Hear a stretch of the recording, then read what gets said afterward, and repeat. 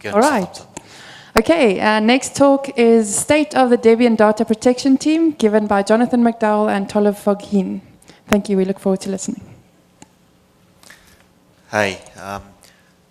Got a sort of outline of what we're going to do. This is going to be a reasonably quick talk. We've got some points we want to talk about, but then hopefully we'll have a chance for people to either ask questions or raise points they'd like us to think about. We'll start with who's in the team. So there's myself, there's Tollef, Matthew Vernon, who can't be with us, he's not at DebConf. We are a delegated team, so Chris Lamb originally delegated us. Seems to be happy with the delegation, so we're all good there. When we talk about data protection, it's important to sort of understand what we're talking about. That's a set of legally enforceable rights over personal data is what we're interested in. And in particular, the most famous example of that is the EU GDPR, which came into effect May last year. The definition is sort of a bit vague. It's quite encompassing. It's basically any information that relates to an identified or identifiable living individual. That's surprisingly wide, because it means that if you have the 2 data points, a birthday and a Debian developer, that's actually together, that constitutes personally identifiable data. And it doesn't, and that's sort of even when it's on its own, it's not identifiable. If you have enough pieces of information that when aggregated together could be identifiable, then that's covered by this legislation. The important thing to really note is that nothing here doesn't align with Debian's values. Nothing here says that Debian can't process personal data. It's a set of rights that the individual has over their data that work in concert with the rights that Debian has to process some data. And as a project that cares about sort of our social contract and privacy and that sort of thing, none of what we're talking about here should really jar with anything a Debian developer is in favor of. So, but it's important that we think about it and we talk about it and we have sort of defined details about what data we do hold and we understand what we're doing with our data rather than it just sort of all sitting there in a machine somewhere. And that also that we're upfront with the people whose data we're processing. And it's important here also to realize that processing doesn't only mean, take data into a program and do something with it. Storing is a form of processing.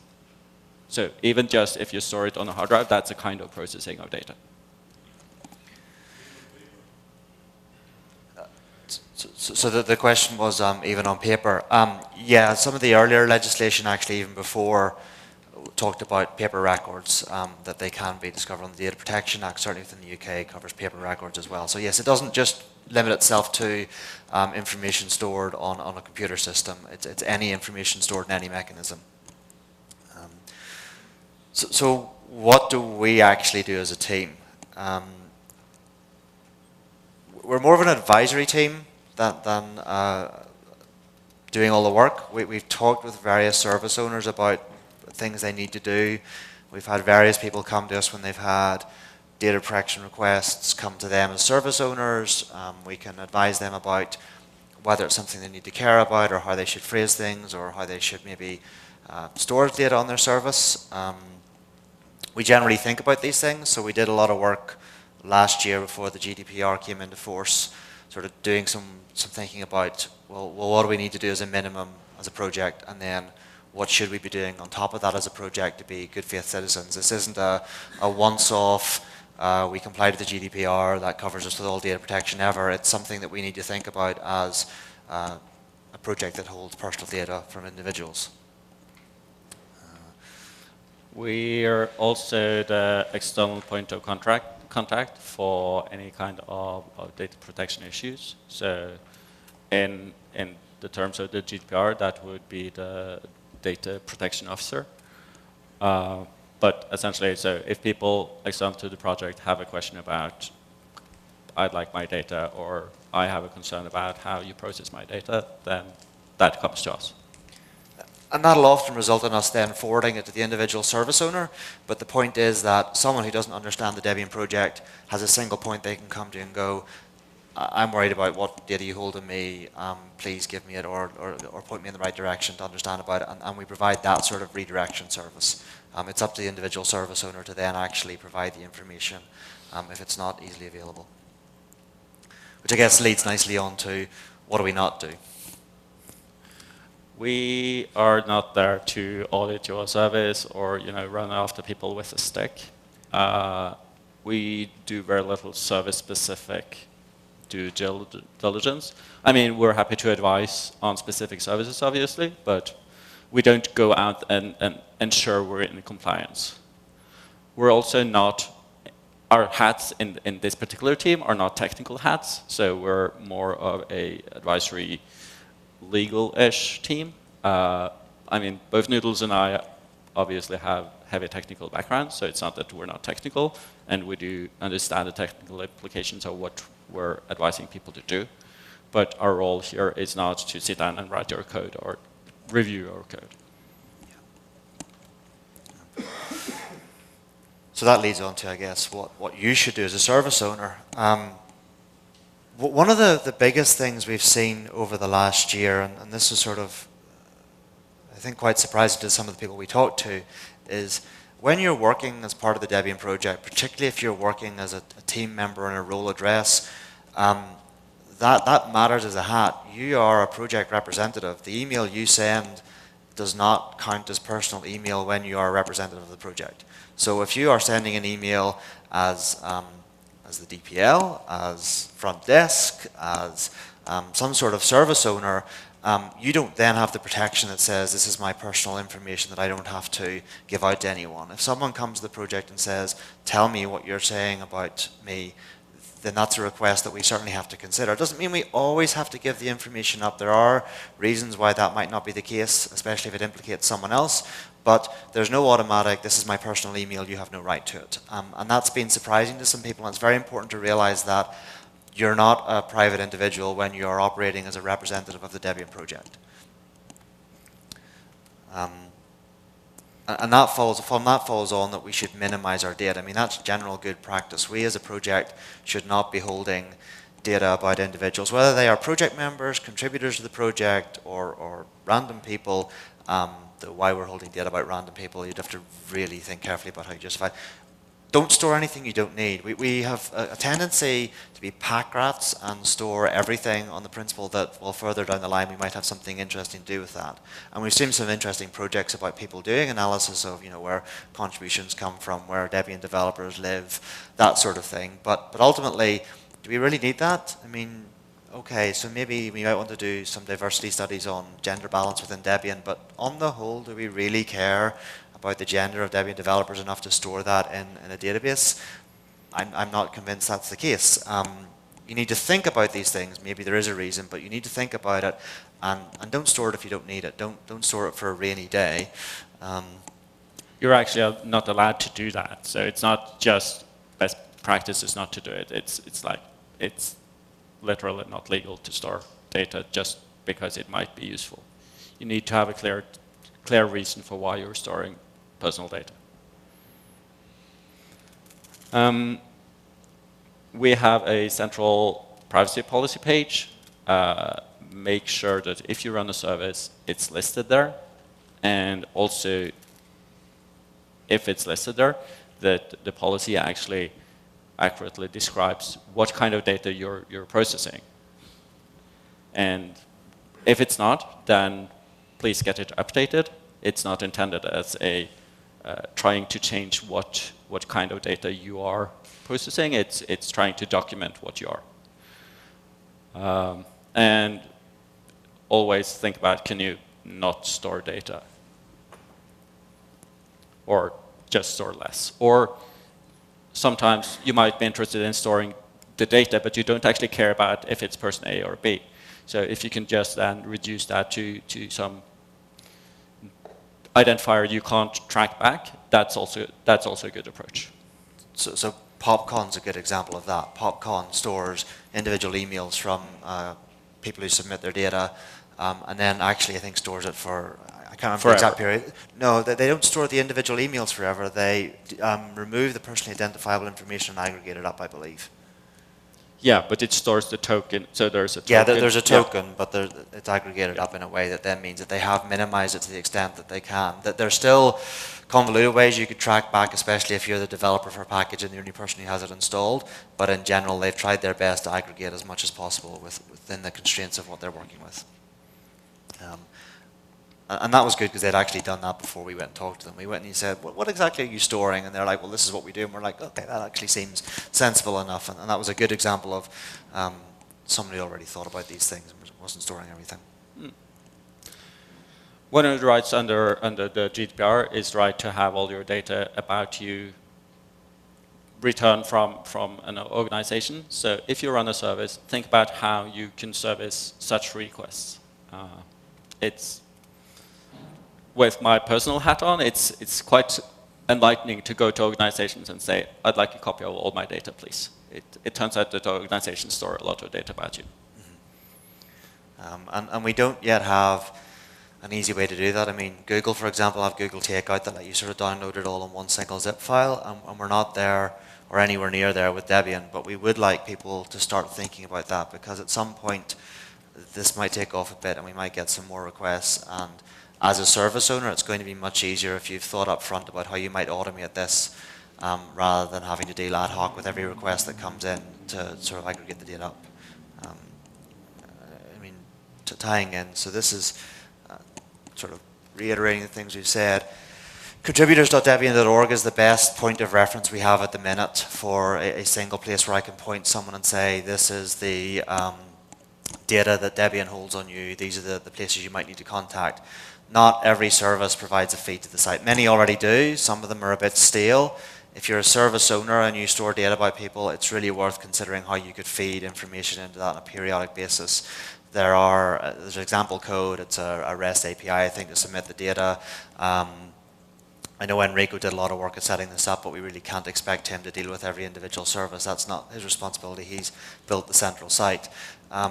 It's really useful, I think, even in terms of recognizing contributions to the Debian project, that we track these things and have it there, and then we get the added benefit that it brings us into compliance with some of the data protection things about being able to point people to that.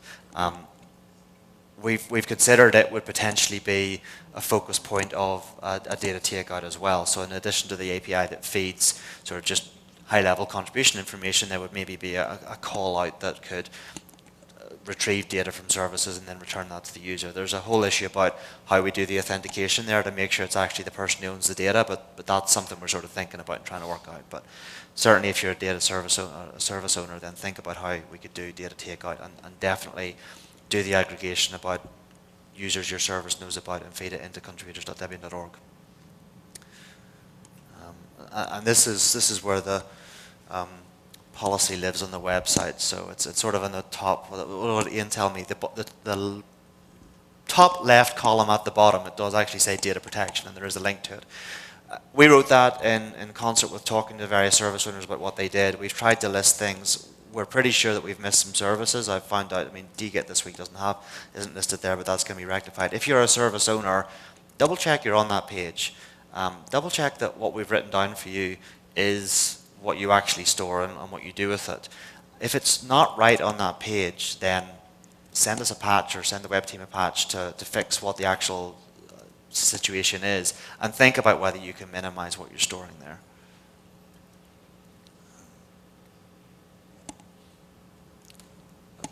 I guess we haven't actually shown that. This is our team email address. So this is both the external and internal point of contact. If you're an internal service owner and you want to talk to us, this will get all three of us. For anyone streaming or anyone who's not sort of running a service but is interested in accessing their data, this is the external point of contact. And that's something that came up this week. I think various people were sort of going, well, can someone outside the project come to me and ask me to go and figure out where the project holds data about them? Anyone who comes to you and says, what does Debian hold about me, you can point them to this address. And while we, as we said earlier, won't have the direct answer, we'll certainly point them at the right service owners to get their data out from. We do not have a shared GPG key, so if you for some reason need to encrypt your request, then encrypt it to each of us individually. Yeah. Any questions? Thank you. If you do go to questions to that mic, please keep your mouth very close to the mic to ensure good sound. And then I've got some questions from IRC as well. How do you feel we should set the boundary of what we consider to actually be part of the project or part of Debian services, since we tend to have services start as unofficial side projects of people and gradually drift into being official services? So what we have said on the privacy page is that anything that's under Debian.org is something that counts as an official Debian service. Debian.net is not deemed to be an official part of the project. I don't think that's quite as simple as we've dusted our hands of any involvement with Debian.net, but Debian.net tends to be run on people's personal machines, tends to not be viewed as an official resource in the same way. That doesn't mean that you shouldn't be thinking about it, but we're just sort of saying that we're concerned about Debian.org and the actual core Debian infrastructure, anything that DSA is involved with. Is that a reasonable? Yeah, and as you say, it's if you start thinking about these things early, it's a lot easier to get it right rather than trying to retrofit some reasonable data privacy bits on top of an already existing service. And just to point out, just because we're not concerning ourselves with Debian.net as our remit, that does not mean that if you're running a Debian.net service, you have no obligations under the data protection laws around the world. You do need to think about it. It's just sort of more in your control than our control at that point. You mentioned that individuals receiving or sending mail as part of their delegated role come under the scope, whereas the individual mail may not do. Do you have any advice on how to distinguish mails like that? Is it legally sufficient to send them from the role address and from your individual address, or does it need a bigger disclaimer than that? I think Hillary Clinton would tell you that sending it from your personal address doesn't mean that it isn't encapsulated as part of your professional role. The legal get-out clause as well, it depends. It depends very much on circumstance, but just because you send it from your personal address doesn't mean that it's not in a Debian role and not wearing a Debian hat. Especially if it's about something that's going on within Debian, then it's more likely to be encompassed within the fact that even though you send it from a personal address. I mean, internal team communication, for example, is not personal communication. That's internal team communication within your role in Debian rather than it being, it's not just about you being representative of the outside world. It's in an employment situation that would be discoverable email. And we're not quite there because it's a volunteer project never, but I think thinking about it in that context, if I was in my employer, would this be something that could be legally discoverable? And the answer is generally, if you're talking about work stuff on your work address, then that probably is. One other thing, do you maintain a register of the teams that are collecting and storing data, and is it available? And is it worth having teams give you null returns even if they are not collecting? So the privacy policy should list everyone that is holding information. We don't have to keep anything internally different than that because we need the list to be public. So if you're not on that and you're storing information, you should be. Contributors is something we use quite heavily as well, and we've pointed people out in the past for ways in which they can see what data we store about them. I don't think we've got. We don't really have anything apart from that now. And so null returns probably isn't useful in that because you just end up with a list of all the teams that aren't storing anything then. Yeah. Thank you. Thanks. One question from IRC. I am concerned about the increasing number of sites within Debian.org that request a client certificate, contributions.debian.org to start with. What is the team's position on this? Yes, that irritates me as well. It's not required to give that certificate. It's more of an annoying browser thing whereby it will actually try and hand over the certificate if it has one. It's part of the single sign-on. So that's where it comes from. Yeah, things like tracker.debian.org and contributors.debian.org will ask for the single sign-on certificate. There's no requirement to hand that over, and it's really bad browser interface, I think, that you can't choose. Okay, just to follow up, maybe an email to DDA about this issue to reach any service providers that do not know about the data protection team and privacy policy page. Okay, so we definitely sent them out last year. We did point people at it, and we did talk about this last year, but maybe we need to send a reminder. We have less than a minute left. Are you quick? Well, first, thank you for your work. It probably is a bit boring, but I think it's very useful for Debian. And also I have a question. Did you receive many requests for data takeout, cancellation, or whatever? Sorry, Did you receive requests for data cancellation, takeout, reviewing, whatever? I mean, under the GDPR hat? We've seen a few. Not many. Not many.